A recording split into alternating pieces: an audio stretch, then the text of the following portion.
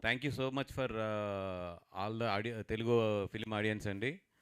ఈ సినిమా చాలా చిన్నగా, అంటే కరెక్ట్‌గా చెప్పాలంటే 110 స్క్రీన్‌లతో స్టార్ట్ అయిన ఈ సినిమా ఈరోజు 382 స్క్రీన్స్‌లో రాత్రి సెకండ్ షోస్‌తో కలిపితే 382 స్క్రీన్స్‌కెళ్ళిందండి. అదేవిధంగా యూఎస్‌లో 27 స్క్రీన్స్‌తో స్టార్ట్ అయిన సినిమా ఈరోజు 86 స్క్రీన్స్‌లో అక్కడ ప్లే అవుతుంది.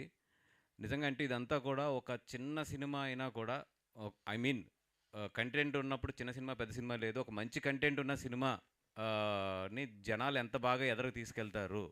మౌత్ టాక్ అనేది ఎంత పవర్ఫుల్.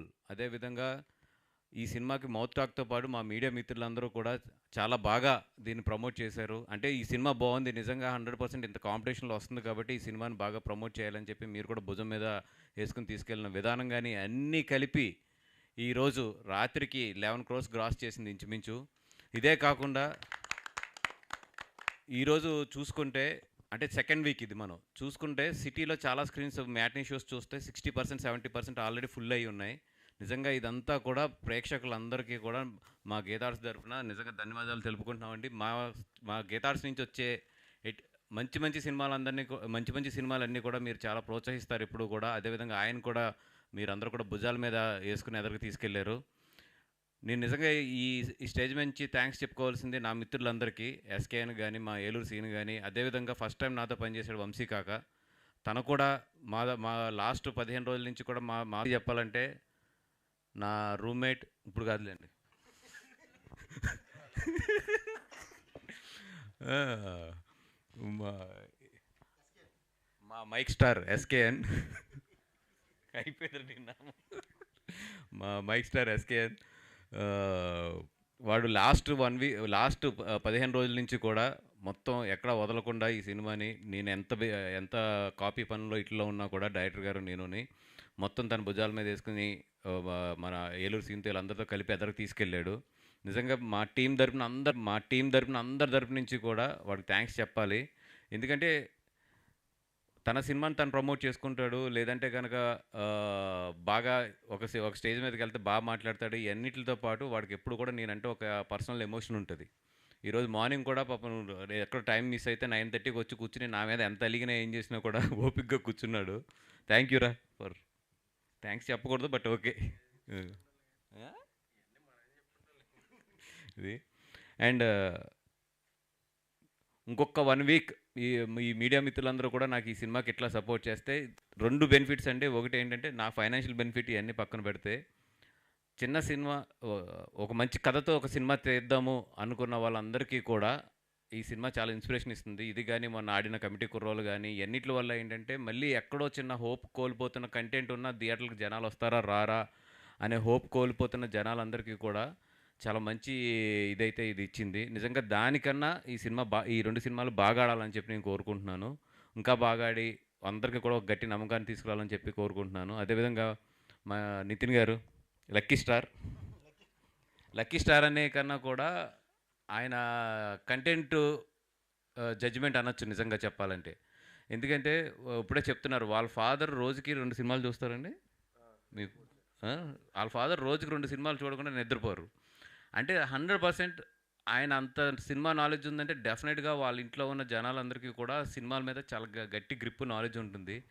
నేను ఫస్ట్ నుంచి అనుకున్నా ఇతనికి కథ చెప్పగానే అసలు రెండో నిమిషం ఆలోచించకుండా ఎందుకు ఈయన ఓకే చేసాడు, ఎట్లా ఓకే చేసాడు అనుకున్నాం. తర్వాత తెలుసుకున్నప్పుడు అర్థమైంది ఏంటంటే, మేబీ వాళ్ళ ఫాదర్ అన్ని సినిమాలు చూస్తాం, ఆళ్ళ ఇంట్లో సినిమాల గురించి డిస్కషన్ ఇయన్నిటిలో కూడా ఎప్పుడో ఒక నాలెడ్జ్ అనేది డెవలప్ అవుతది. ఐ థింక్ మీ అదృష్టంలో మీ నాన్నగారిది పెద్ద పాత్ర అయ్యుండొచ్చు. ఆహ్, ప అవ్వచ్చండి. అండ్ ఒక సినిమాని ఎంచుకునే విధానం కానీ, ఉత్తినే రావు బ్యాక్ టు బ్యాక్ హిట్స్ అని ఎప్పుడు కూడా. ఒక సినిమాని ఎంచుకునే విధానం గానీ, అపార్ట్ ఫ్రమ్ ఎవ్రీథింగ్ సినిమా బావుందా లేదా అని చూసుకోవడం గానీ, ఇయన్నిటిలోని కూడా ఆల్రెడీ నితిన్ నాకు తెలిసి ఒక 10, 15 మెట్లు ఆల్రెడీ ఎక్కేసాడు.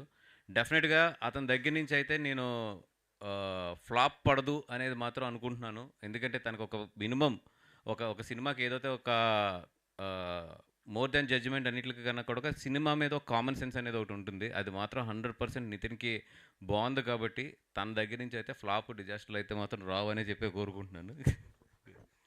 Thank you. ఆహ్, అదేవిధంగా మా డీఓపీ చాలా హింస పెట్టాను. మామూలు హింస కాదు పాపం. నాకు బడ్జెట్ అవ్వకూడదు, అట్ ది సేమ్ టైం ఎండ్లో షూట్ చేయకూడదు.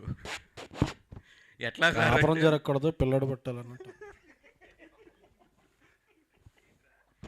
కాపురం జరగకూడదు, పిల్లడు పట్టాలన్నట్టు. అదే గీతార్ట్స్. పాపం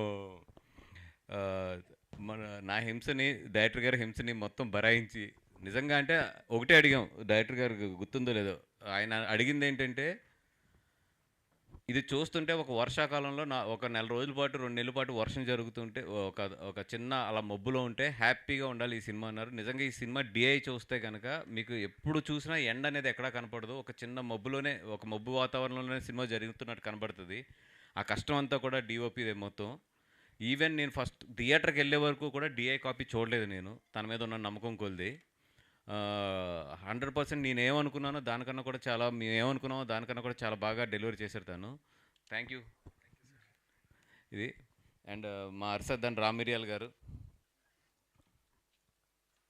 100% హైదరాబాద్లో ఇంకొక మంచి మ్యూజిక్ డైరెక్టర్ దొరికాడు మనకి. డెఫినెట్గా ఇతనితో ఉన్న స్పెషాలిటీ ఏంటంటే, ఇతని దగ్గర మీరు వెళ్ళక్కర్లేదు, ఇతనే మీ దగ్గరికి వస్తాడు మొత్తం. అందరి దగ్గరికి వెళ్ళలేవు.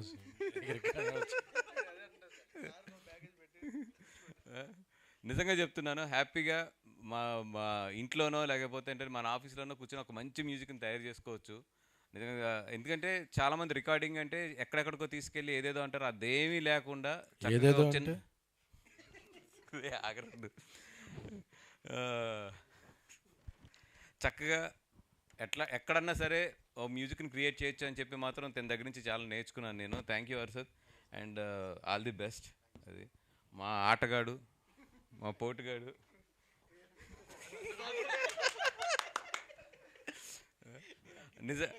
అంకిత్ వచ్చి స్క్రీన్ మీద ఆటగాడే, రియల్ లైఫ్లో ఆటగాడు వచ్చి మా అంజి. అంటే ఇండస్ట్రీకి వచ్చి ఎన్ని సంవత్సరాలు అవుతుంది? ఇండస్ట్రీకి వచ్చి 12 సంవత్సరాలు అవుతుంది. అనిల్ రావిపూడి గారి దగ్గర, చాలామంది దగ్గర కూడా అసిస్టెంట్ డైరెక్టర్ దగ్గర నుంచి అసోసియేట్ డైరెక్టర్ వరకు కూడా పనిచేసుకుంటూ వచ్చాడు. కానీ తనలో ఉన్న గొప్ప గుణం ఏంటంటే అమలాపురం తీయలేదు. హైదరాబాద్ వచ్చినా కూడా అమలాపురం అలాగే ఉంది ఈ రోజుకి. అది ఉన్నంతసేపు సినిమాలు బాగా తీస్తాడు డెఫినెట్గా, ఎందుకంటే మన రూట్స్ మర్చిపోయినంతసేపుని. 100% నెక్స్ట్ సినిమా కూడా నాకే చేస్తున్నాడు. Stage commitment, no guarantee. అది నో గ్యారంటీయా ఏరా? జనరల్గా ఇట్లా వచ్చా డైరెక్ట్లు బయటకు వెళ్ళిపోతారు కదా. ఏం లేదు, 100% నాకు చేస్తున్నాడు. డెఫినెట్గా మంచి కథతో మళ్ళీ మీ అందరి ముందుకు కూడా వస్తాం. అంజీ మళ్ళీ మాట్లాడుకుందాం. ఎవడన్నా నాకు గట్టిగా వేసేస్తాడంటే లైఫ్లో ఆడేస్తాడు నాకు, ఇంక బయట ఎవడ అవసరం లేదు. డెఫినెట్గా మా అంజీ మళ్ళీ కథ కూడా విన్నాను. డెఫినెట్గా మళ్ళీ మంచి హిట్ సినిమాతో ఎదురుకొస్తాము. Anji, all the best for your entire career and everything. And మా నయన్ ఇక్కడ లేదు, పాపం చాలా రోజులు ఈ సినిమాకే ప్రమోషన్ స్టిక్ అయ్యి ఉండి వేరే సినిమాలు, తను ఆల్రెడీ 2 సినిమాలు చేస్తుంది. ఆ సినిమాల డేట్ల గురించి ఇట్ల గురించి తను వెళ్ళవలసి వచ్చింది. And thanks for entire my team. ఏదన్నా ఎవరన్నా మర్చిపోయి ఉన్నా కూడా క్షమించండి, ఎందుకంటే నా వెనకాల ఎస్కేఎన్ గడు ఉన్నప్పుడు నాకు వచ్చిన టెన్షన్ ఉంటుంది. వాడితో గమ్మును మాట్లాడిస్తే ఒక 2-3 బిట్లైనా దొరుకుతాయి. బిట్లంటే ఐ మీన్ 2-3 పంచులు దొరుకుతాయని చెప్పి, అవి వైరల్ అవుతాయి, సినిమాకు ఉపయోగపడతాయని చెప్పి. అది రారా.